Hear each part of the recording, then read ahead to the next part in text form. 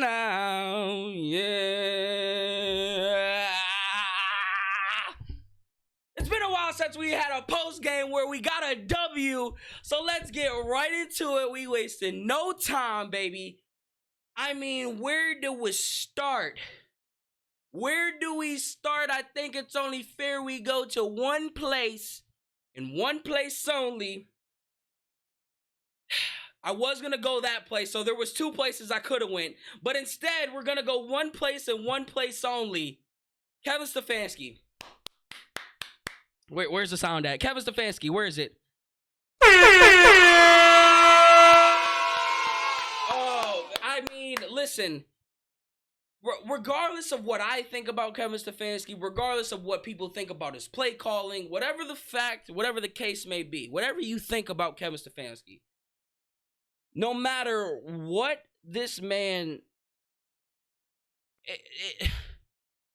no matter how bad it gets, for some odd reason, we have a coach that can find a way to pull it out. Is it always pretty? Is it always the way that we want it to be? No, like I'm panicking at the end.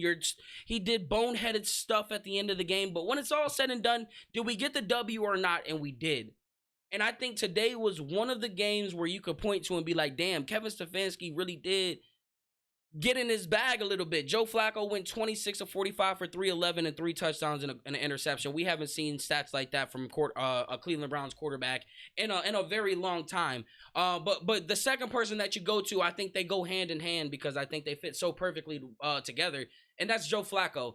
You want to talk about a match made in heaven? Christian Mingle has nothing on Kevin Stefanski and Joe Flacco because they are a match made from heaven.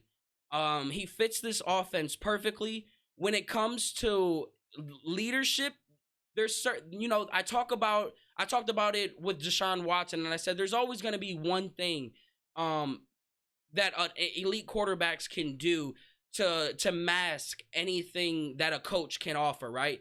And ultimately, if we were going to run with Kevin Stefanski, Deshaun Watson was going to have to mask up any errors or any problems that Kevin Stefanski has. When it comes to Joe Flacco, the type of leader that I've been talking about this team has desperately needed, that Stefanski needed, he wasn't getting it from Deshaun. He wasn't getting it from DTR. He wasn't getting it from PJ Walker. And I'm not saying he wasn't getting leadership, but the type of leadership that he's getting. Joe Flacco is a guy that has been here before. This is so second nature to him. It couldn't have been better because you do still have a coach who's only been a head coach for 4 years. And I think myself and a lot of fans included, forget that he is still a young coach and he's still growing and evolving. So I got to remember that myself. But Joe Flacco was literally everything that this team needed for this year. I hope Deshaun Watson is taking pages out of Joe Flacco's book and he sees how this team needs to be led and how it needs to be operated, because if you told me 10 years ago that we would be having Joe Flacco save our freaking season in year 18, 17, or whatever year it is for Joe Flacco, I probably would have looked at you like you had lobsters crawling out of your ears. Okay, but here he is. He's been fantastic, and I think a lot of that goes hand in hand with how perfect of a match it is for Joe Flacco and Kevin Stefanski. I think obviously with the offense, what a freaking stat stuff supreme. You've got David Njoku, 6 catches, 91 yards, 2 touchdowns. Amari Cooper, 7 for 77. Elijah Moore continuing to be involved and have a factor in big moments in the game. You've seen drop passes from Amari Cooper and Elijah Moore, and Joe Flacco remained to stay confident in his guys and go right back to him after the drops.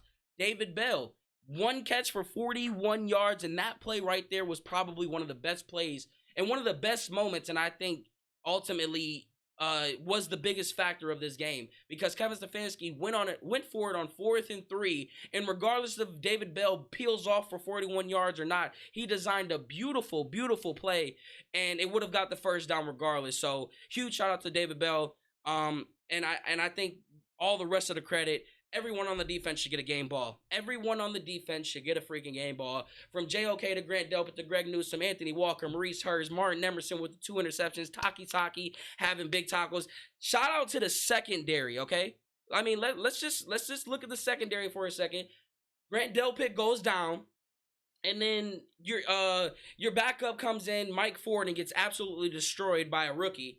But then on the last plays of the drive, Bell and Ronnie Hickman are making plays, and obviously they still got scored on, but that's gonna happen when you got Trevor Lawrence. But I still think that next man up mentality on this team, I think everyone gets it, man. And when you got a roster full of guys that just understand the assignment, you can't ask for anything better. So everybody on the defense gets a game ball.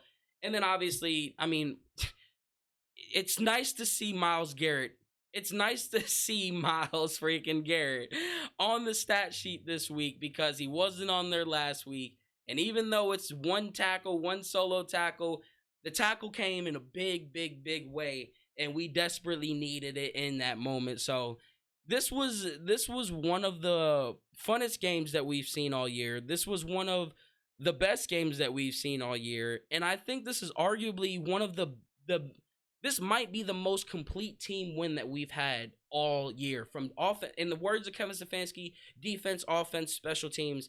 I mean, Bojorquez, he gets a game ball. This freaking guy punted the ball 8 times for 412 yards, and 3 of them were inside the 20-yard line. That is freaking spectacular. With a long of 72, we don't win this game without the field goal position changing from Bojorquez. So, huge shout out to our special teams. D-Hop continues to remain flawless.